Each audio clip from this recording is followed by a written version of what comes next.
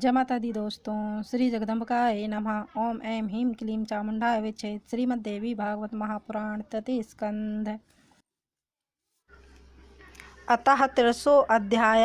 श्री राम और लक्ष्मण के पास नारद जी का आना और उन्हें नवरात्र व्रत करने का परामर्श देना। श्री राम के पूछने पर नारद जी का उनसे देवी की महिमा और नवरात्र व्रत की विधि बतलाना। श्री राम द्वारा देवी का पूजन और देवी द्वारा उन्हें विजय का वरदान देना। व्यास जी बोले, इस प्रकार राम और लक्ष्मण परस्पर में परामर्श करके ज्यों ही चुप हुए त्यों ही आकाश मार्ग से देवर्षि नारद वहां आ गए। उस समय वे स्वर तथा ग्राम से विभूषित अपनी महती नामक वीणा बजाते हुए तथा बृहन्तर शाम का गायन करते हुए उनके समीप आ पहुँचे। उन्हें देखते ही अमित तेज वाले श्री राम ने उठकर उन्हें श्रेष्ठ पवित्र आसन प्रदान किया। तत्पश्चात अर्घ्य तथा पाद से उनकी पूजा की। भली भांति पूजा करने के बाद भगवान श्री राम हाथ जोड़कर खड़े हो गए और फिर मुनि के आज्ञा देने पर उनके पास ही बैठ गए। तब अपने अनुज लक्ष्मण के साथ बैठे हुए खिन्न मस्तक राम से मुनीन्द्र नारद जी प्रेम पूर्वक कुशल क्षेम पूछने लगे। नारद जी बोले, हे राघव, आप इस समय साधारण मनुष्य के समान शोकाकुल क्यों हैं? मैं यह जानता हूँ कि दुष्ट रावण सीता को हर ले गया है। जब मैं देवलोक में गया था तभी मैंने वहाँ सुना कि अपनी मृत्यु को न जानने से ही मोह के वशीभूत होकर रावण ने जनक नंदिनी का हरण कर लिया है। हे काकुत्स्थ्य, आपका जन्म ही रावण के निधन के लिए हुआ है। हे नराधिप, इसी कार्य सिद्धि के लिए सीता का हरण हुआ है। पूर्व जन्म में यह वैदेही एक मुनि की तपस्विनी कन्या थी। उस पवित्र मुस्कान वाली कन्या को रावण ने वन में तप करते हुए देखा। हे राघव, तब रावण ने उससे प्रार्थना की कि तुम मेरी पत्नी बन जाओ। इस पर उसके द्वारा तिरस्कृत किए गए रावण ने बलपूर्वक उसके केस पकड़ लिए। हे राम, रावण के स्पर्श से दूषित अपनी देह को त्यागने की आकांक्षा रखती हुई उस तपसी मुनि कन्या ने अत्यंत कुपित होकर उसे तत्काल यह घोर श्राप दे दिया कि हे दुरात्मन, तुम्हारे विनाश के लिए मैं भूतल पर गर्भ से जन्म न लेकर एक श्रेष्ठ स्त्री के रूप में प्रकट होंगी। ऐसा कहकर उस तपस्वी ने अपना शरीर त्याग दिया।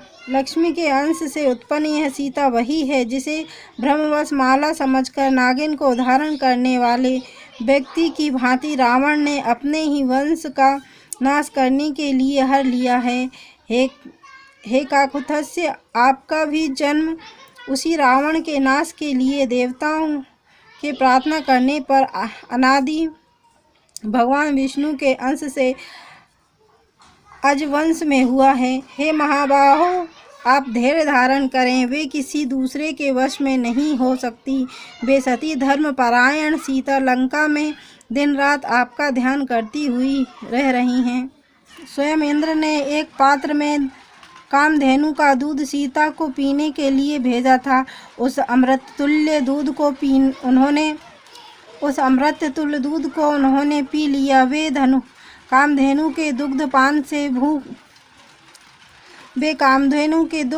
से भूख प्यास के दुख से रहित हो गई हैं। मैंने उन कमल नयनी को स्वयं देखा है। हे राघवेंद्र, मैं उस रावण के नाश का उपाय बताता हूँ। अब आप इसी अश्विन मास में श्रद्धा पूर्वक नवरात्र व्रत कीजिए। हे राम, नवरात्र में उपवास तथा जप होम के विधान से किया गया भगवती पूजन समस्त सिद्धियों को प्रदान करने वाला है। देवी को पवित्र बलि देकर तथा दशांश हवन करके आप पूर्ण शक्तिशाली बन जाएंगे। पूर्व काल में भगवान विष्णु, शिव, ब्रह्मा तथा स्वर्गलोक में विराजमान इंद्र ने भी इसका अनुष्ठान किया था। हे राम, सुखी मनुष्य को इस व्रत का अनुष्ठान करना चाहिए और कष्ट में पड़े हुए मनुष्य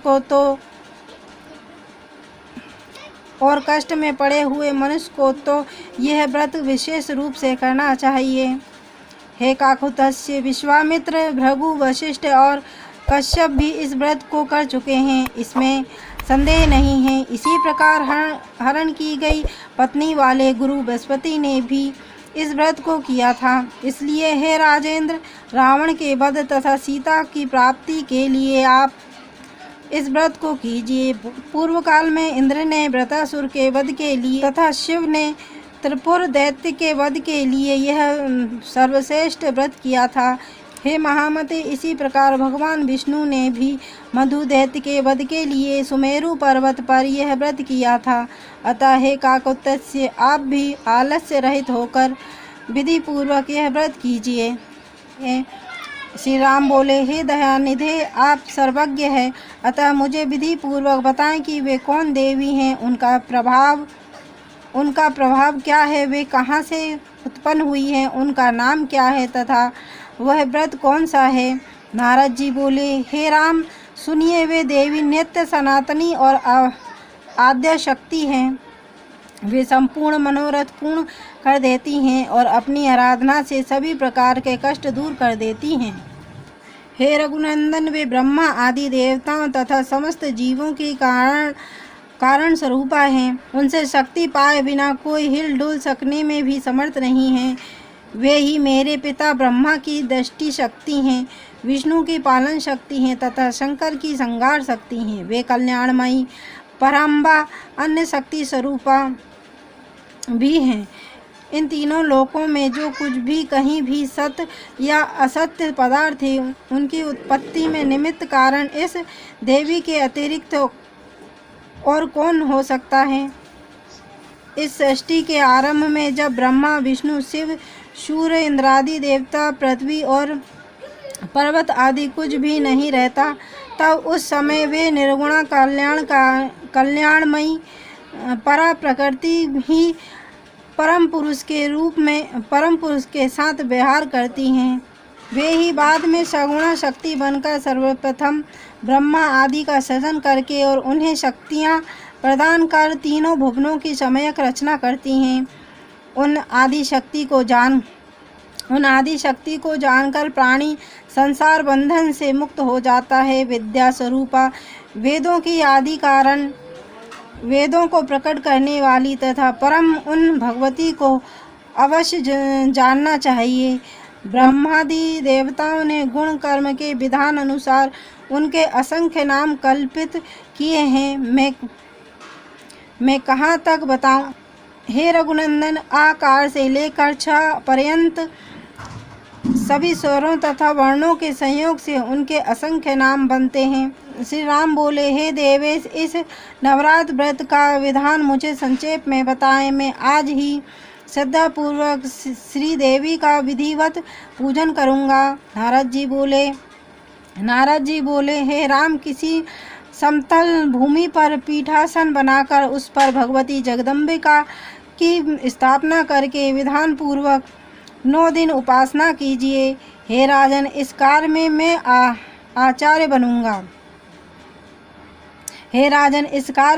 आचार्य बनूंगा, क्योंकि देवताओं के कार्य करने में मैं अधिक उत्साह रखता हूँ।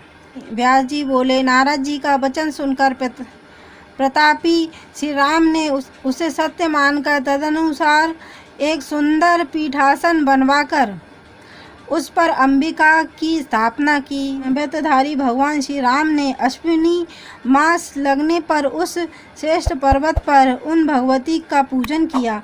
उपवास परायण श्री राम ने यह श्रेष्ठ व्रत करते हुए विधिवत होम, बलिदान और पूजन किया। इस प्रकार दोनों भाइयों ने नारद जी के द्वारा बताए गए इस व्रत को प्रेम पूर्वक संपन्न किया।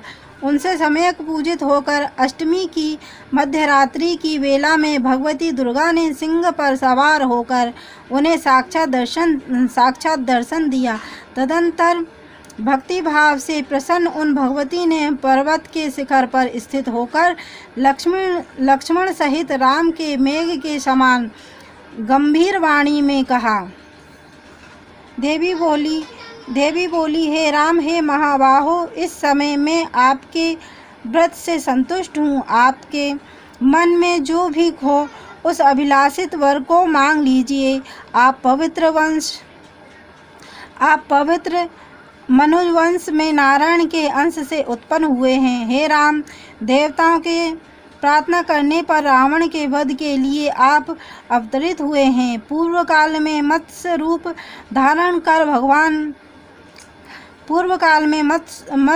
धारण कर भयानक राक्षस का वध करके देवताओं के हित की इच्छा वाले आपने ही वेदों की रक्षा की थी। पुनः कच्छप के रूप में अवतार लेकर मंदाचल को अपनी पीठ पर धारण किया। उससे समुद्र का मंथन करके अमृतपान कराकर देवताओं का पोषण किया था। हे राम, आपने वराह का रूप धारण कर अपने दांतों की नोक पर पृथ्वी को रख लिया और हिरण्याक्ष का वध किया था। हे राघव, हे राम, पूर्व काल में नरसिंह का रूप धारण कर प्रहलाद की रक्षा करके आपने हिरण्यकश्यप का वध किया था। इसी प्रकार पूर्व काल में बावन का रूप धारण करके आपने बलि को छला था। इस प्रकार मनुष्य का उस समय इंद्र का लघु भ्राता बनकर आपने देवताओं का महान कार्य सिद्ध किया था। पुनः भगवान विष्णु के अंश से जमदग्नि के पुत्र परशुराम के रूप में अवतरित होकर क्षत्रिय का अंत करके आपने सारी पृथ्वी ब्राह्मणों को दे दी थी। उसी प्रकार हे काकुत्स्थ्य, रावण के द्वारा अत्यधिक सताए गए सभी देवताओं के प्रार्थना करने पर इस समय आप ही दशरथ पुत्र श्री राम के रूप में अवतरित हुए हैं। हे नरोत्तम, देवताओं के अंश में उत्पन्न हे परम बलशाली वानर, मेरी शक्ति से संपन्न होकर आपके सहायक बनेंगे। शेषनाग के अंश स्वरूप आपके ये अनुज लक्ष्मण रावण के पुत्र मेघनाद का वध करने वाले होंगे। हे राघव, हे अनग, इस विषय में आपको संदेह नहीं करना चाहिए। वसंत ऋतु के नवरात्र में आप परम श्रद्धा के साथ पुनः मेरी पूजा कीजिए। तत्पश्चात पापी रावण का वध करके आप सुखपूर्वक राज कीजिए। हे रघुश्रेष्ठ, इस प्रकार 11,000 वर्षों तक भूतल पर राज करके पुनः आप देवलोक के लिए प्रस्थान करेंगे। बोले, हे व्यास जी बोले, ऐसा कहकर भगवती दुर्गा वहीं अंतर्ध्यान हो गई और श्री राम जी ने प्रसन्न मन से उस व्रत का समापन करके दशमी तिथि को विजय पूजन करके तथा अनेक विधि दान देकर वहां से प्रस्थान कर दिया। वानर सुग्रीव की सेना के साथ अपने अनुज सहित विख्यात यश वाले तथा पूर्ण काम लक्ष्मीपति श्री राम साक्षात परम्बा शक्ति के प्रेरणा से समुद्र तट पर पहुँचे। वहाँ सेतु वंदन करके उन्होंने देव शत्रु रावण का संहार किया। जो मनुष्य भक्ति पूर्वक देवी के उत्तम चरित्र का श्रवण करता है वह अनेक सुखों का भोग करके परम पद प्राप्त कर लेता है। यद्यपि अन्य बहुत से विस्तृत पुराण हैं, किंतु वे इस श्रीमद् देवी भागवत महापुराण के तुल्य नहीं हैं, ऐसी मेरी धारणा है।